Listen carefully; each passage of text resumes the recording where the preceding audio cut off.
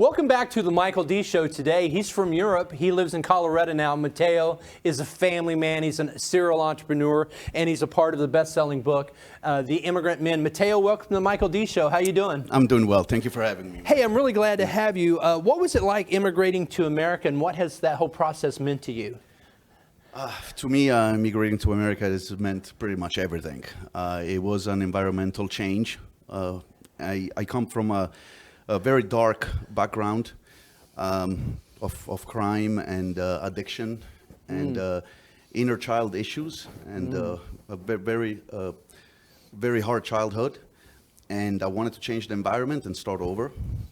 And so I did, and I got here with literally with a shoebox and 50 euros. Oh my gosh! And what country did you come from? Italy. Yeah. Wow. Yeah, I come from Italy. Did you know anybody here?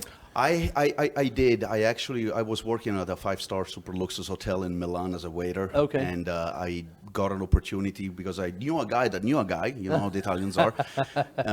And he wanted to open a restaurant in Chicago, and he needed a chef, and the chef happened to be my party buddy. So I told him, listen, if you take... if I bring you the chef, can you take me with you? With you? And he agreed. Nice negotiation. Did you always have negotiation skills like that? I like to close. Yeah, yes, you're the closer. Yes, sir. Well, that's really serving you well now. What is your chapter about in The Immigrant Men? So my chapter is about some of my life struggles that I've had to overcome. Needless to say that the struggles, the demons that I was fighting back then, followed me here, although I was changing my environment. Isn't that amazing how that works? Yeah, I didn't really change myself much, at least for the most part. It took me several years, and opened several businesses. I always had an entrepreneurial spirit, and ended up opening a commercial roofing company that pioneered the liquid applied system, seamless system. Oh, wow. We specialize in government contracts, and it was very, very successful. Nice. So the reason I'm writing this book and I'm sharing very honestly about my life is because I want my mess to be my message. Yeah, I like that. Yeah, and adversity has been my greatest teacher, and I want adversity. You know, if people can learn from it and have the courage to learn from it, they can learn from adversities, and I want my story to help others. Wow. That's really the reason why I'm writing it. It's just to just give back. And so what year was that when you first came here? I came here in 2002. Okay, so it's been a bit. 22 years ago. Yeah. What would you have done differently? What was maybe your biggest mistake along the way?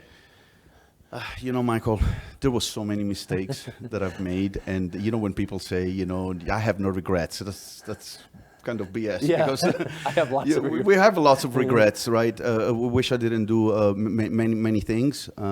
What are you most proud of yourself about? I'm very proud that I overcame my mistakes and I learned from them. So I think if there is one advice I could give anybody would be the willingness to learn.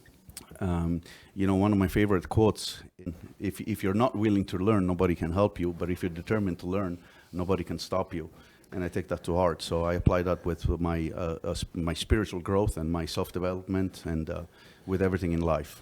Well, I know as an entrepreneur, you're inspiring a lot of people. You're doing a lot of things. How did you finally overcome your past and get past the demons and move forward?